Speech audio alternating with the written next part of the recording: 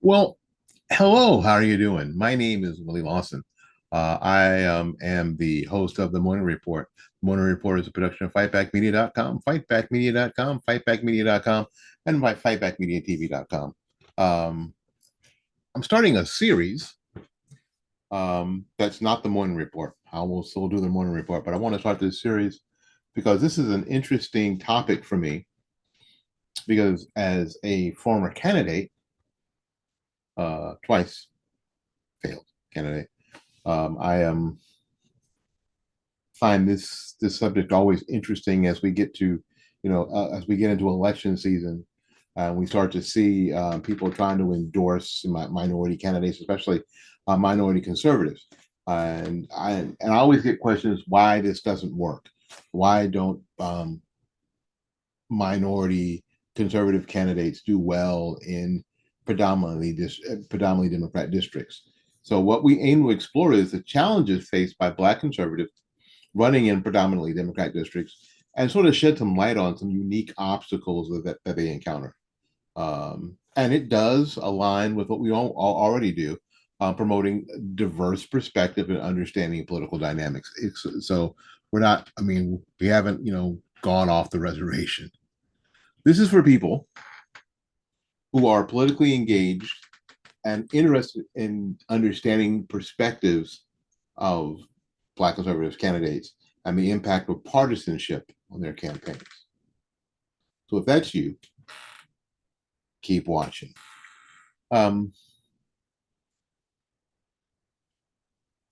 we talked about on the morning show, on the morning report, about the myth of representation, because it isn't.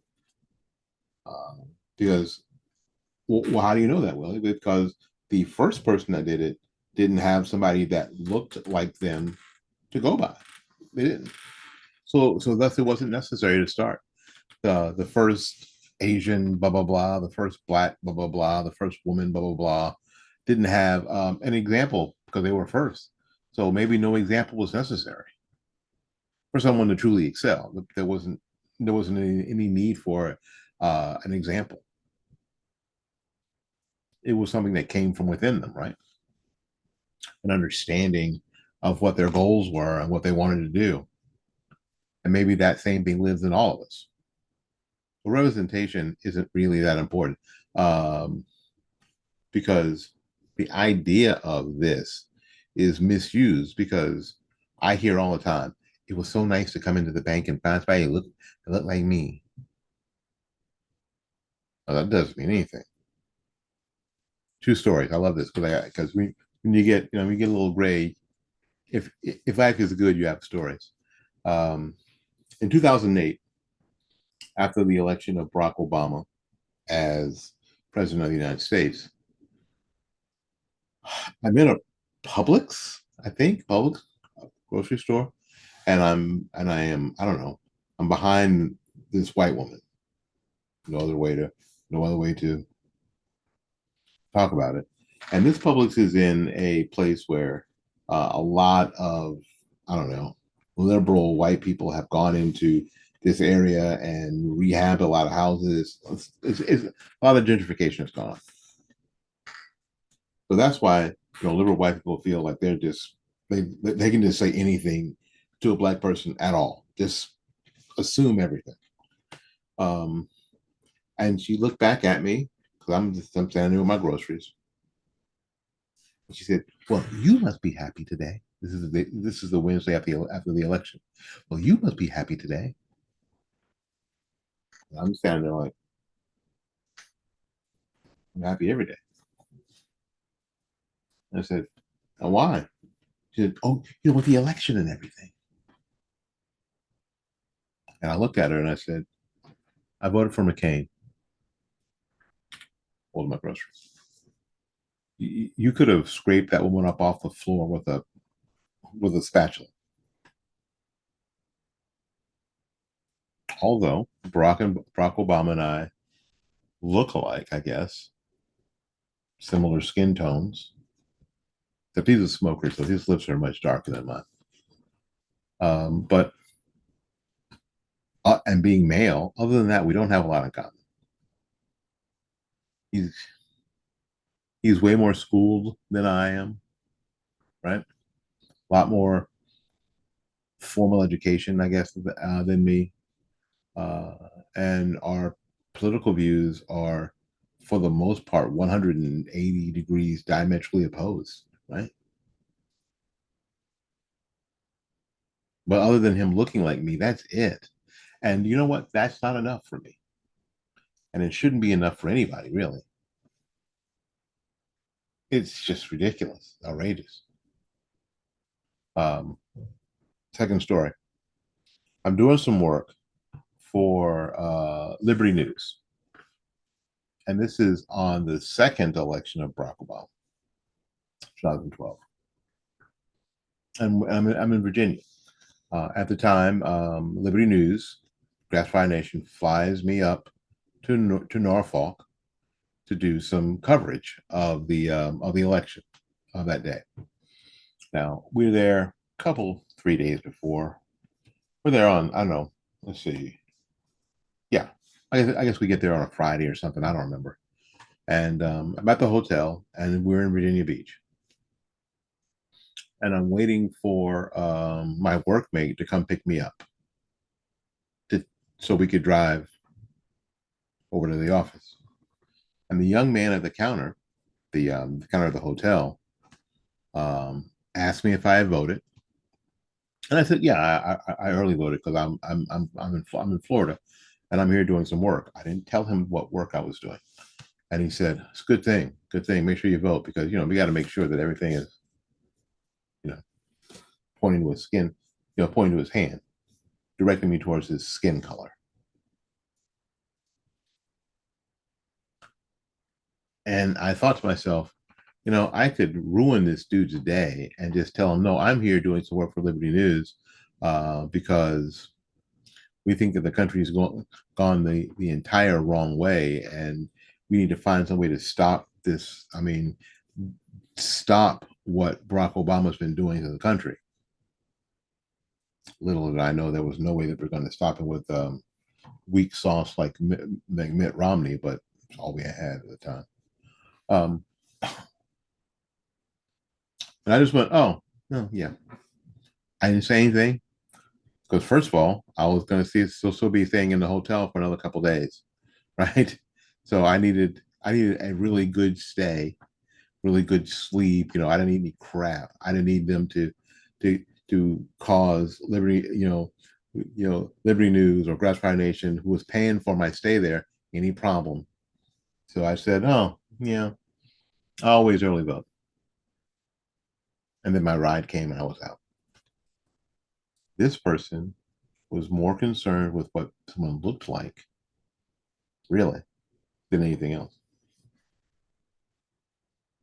The problem is that it isn't, they can't accept the diverse viewpoints, the voices, the diverse viewpoints, especially in politics. And thus they can't benefit in the potential, I mean, participate in the potential benefits of electing a black conservative in these Democrat dominated or districts. How things may be different and how they may be different for the better, because all they have to hear, oh, I got a third story, and then we'll move on to the next point. When I was running for a county commissioner, and I think it was the first time I go to the Tampa Seafood Festival and get a booth. Lots of people around. Everybody's just food booths and people selling trinkets and whatever. And I'm trying to get people to sign petitions. I'm just there to get to talk to people and sign petitions. I'm out in the community trying to get my viewpoint out there. And lady comes up to me and asks me what this is about. And so I tell her that I'm running for county commission for District 3, this district here. and she wants to know more about me. And I tell her, that I'm a kid from here, primarily a kid from here, and grew up in the Ville. And when I say it that way, when I say I grew up in the Ville, she knew immediately what I was talking about. She said, "So you grew up in Progress Village?" I said, "I grew up in Progress Village, which is a predominantly Black community, just south east of Metro Tampa." Yeah, grew up in the Ville, and she said, "Well, I grew up in the Ville." I said, "Great." So now it's like, so what unit? I said, unit. I was we when we moved there, we were unit 3, but then we moved to unit 1. That may not mean anything to you, but that means a lot to the people who grew up in the Ville. They knew she knew exactly where I was from. And I said I was on Dahlia Avenue. She said I was on Dahlia Avenue. Well, as it turns out, uh, after we left there, she grew up in a house because she knew all the same people I did. She knew all the same families that I did. As it turned out, um, I lived in, to give you an example, I lived in this house right here on along Dahlia Avenue. This house right here, this house here, and she lived in this house right here across the street. Shortly after we moved, we were in this house, and they lived in this house right across the street. Like this is direct across the street was that house right there. So we knew all the same people. We were in the Ville. We were in that community about the same time. We saw all the same stuff. We agreed on all the same problems that plague that community. We agreed that all the leadership up until now hadn't done a thing. We agreed wholeheartedly. And then she went to sign my petition. Now, in this area, on your petition, you have to put if it's a race that is a partisan race, you have to put your party on it. So my party was on the petition, and when she looked at it and she saw Republican, she was like, "But this says Republican."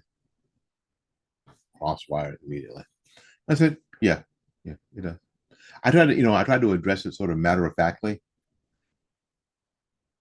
but she was clearly bothered, and she couldn't sign my petition. She couldn't just sign it and hand it back to me. And I was like, "What's the problem? What question haven't I answered?" She said, "Oh, but this Republican, I can't. I don't know if I can do that." Well, I gave her another one to. I gave her a petition, and I gave her one to give to her husband. And I don't. And I never heard from him again. I never got a call from them. I never got an email from them, or or they never reached out on any social media platform. And it's because I wasn't interested in a different voice, although we were saying a lot of the same stuff. She was saying it from over here, being ignored, and I was saying it from over here on the right side, right? That's my cat. So that's really what was going on there. So it is really really frustrating, um, and that leads perfectly into point two. That's one of the challenges being faced by a lot of Black conservatives in these districts. That's some of the obstacles that we face. Again, from my own community, and we'll get into a couple of areas in a second called that are media bias, because there is media bias and limited party support. Media bias looks at Black conservative candidates as all the things that all the negative stereotypes of tokens, people who just want to be seen, and I have found some Republican candidates that are just happy being the different guy in the room, right? They just like being contrary, and they don't really buy into the conservative message. they just like being contrary. They just like being different. So there's a lot of that going on too, and it's terrible. It's bad for the movement. It's bad for the country. Um, and the limited party support again. Um, so it is interesting. Again, it's always interesting. But now I got stories. Uh, in my first run for county commission, I it was obvious that I did not qualify because I didn't get enough petitions signed. And I couldn't raise a qualifying fee. But I got a call from the executive secretary of the Republican Party of Florida. I was like, huh? Yeah. Well, and you know what? And I don't remember his name. Mike Grissom. I don't remember his name. So he called me and said, "Hey, listen, we know that you're not going to qualify. Did you think about? I wanted to run for county commission. Did you think about running for state house?" And I was like, "No, state senate." And I said, "No," because first of all, I have a job, and I didn't want to. I don't have the funds to qualify. I don't have the funds to live in Tallahassee, and then and have a job here in Tampa. I just no. So I had not thought about it at all. And they said that we'd like you to run against this person who was a Democrat and this is at the end of my campaign. So we are weeks, we are months into the season. We're at the qualifying day. Well, there's only a number of weeks left in the whole in the whole process. And this story leads to the lack of, excuse me, of party support. He said, "Listen, we need somebody to run against so and so." I said, "All right." He said, and he said, "Well, we'll pay your qualifying fee, all that. We'll pay your qualifying fee, and so you can be on the ballot." I was like, "Okay, so what else?" And he said, "What do you mean, what else? What else?" So I said, "Listen, there's more than a qualifying fee. There's still all the stuff you need. There's still yard signs, and there's still volunteers, and there's still being able to, you know, do events, raise money, all the stuff it takes." He said, "Well, we're not going to participate in that campaign like that because you're in a 70-30, which means that you're in a 70-30, 70% Democrat, 30% Republican district. And the chances of you winning are small." Are you following this story? Are you following this story? Now, this is, unfortunately, this is not a unique story. Are you following the story? So the story is like, yeah, well, as it turns out, under Florida law, if a candidate doesn't have an opponent, they run unopposed. You wonder why they still raise money? Because they can give that money directly to their party. That's meant for their campaign. If they don't have an opponent, they can just give that money straight to to their party. So if you have a Democrat who doesn't have an opponent, that happens a lot in uh, dominant district, Democrat dominant districts. They just take that money and they shift it right to the party to help other candidates. I don't necessarily have a problem with that, but if they have an opponent, then they can't do that.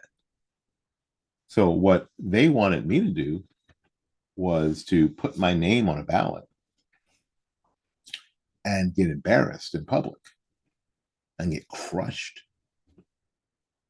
So this candidate wouldn't be able to shift those funds to the Democrat Party of Florida. They weren't going to help me win. They weren't even going to try because the Republican Party of Florida, in this particular instance, did not see any value in having a Republican be a state senator from this district. They were as interested in the status quo as the Democrats were. They didn't care about my personal reputation, that I would show up on, and I'm thinking, this phrase shows up on the evening, election report, and I lose, like, I don't know, 92 or 95 to 5%. What, I need that to be on public record? And for what? With no promise of help in any future campaign. As a matter of fact, when we were having this discussion, the guy said, "Well, you should move. Maybe," he said, "maybe you should think about moving." I should move? I don't care about it that much. I don't care about being in political, but this is their mentality. Maybe you should move. I'm like, to where? And why should I have to move? This is the kind of lack of support that a lot of Black conservative candidates get. And a lot of them will bump their heads and try it until they just get frustrated, and then they just and people go, "Well, what happened to what happened to so and so? I wonder where they went." I can tell you where they went. They went home. They went back to their lives. Happens. All right. Now, here's the deal, because the next point and the final point is really tough.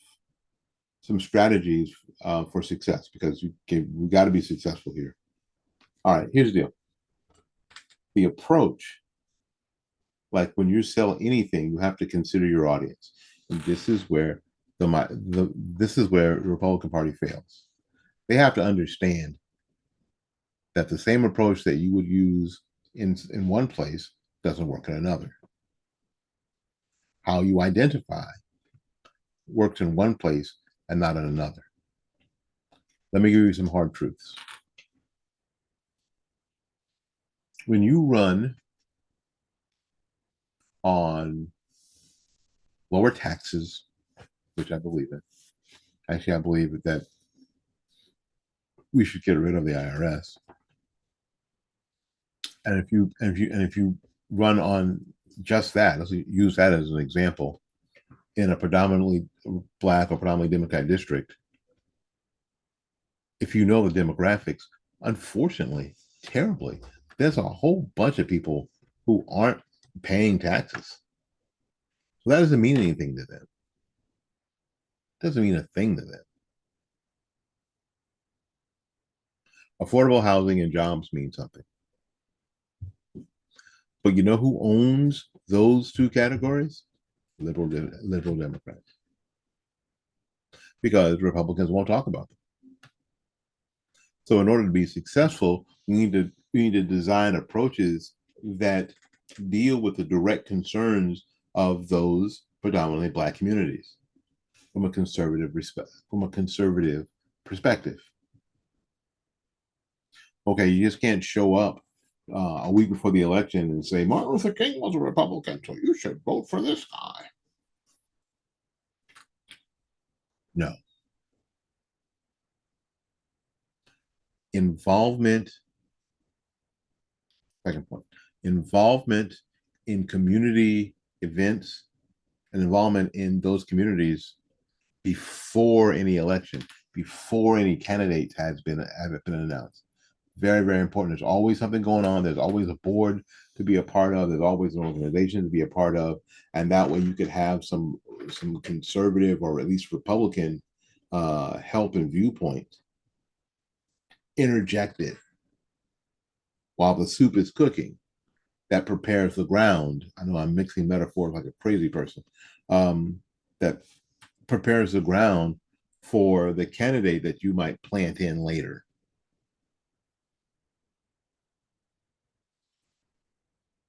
Finding someone who lives in the community.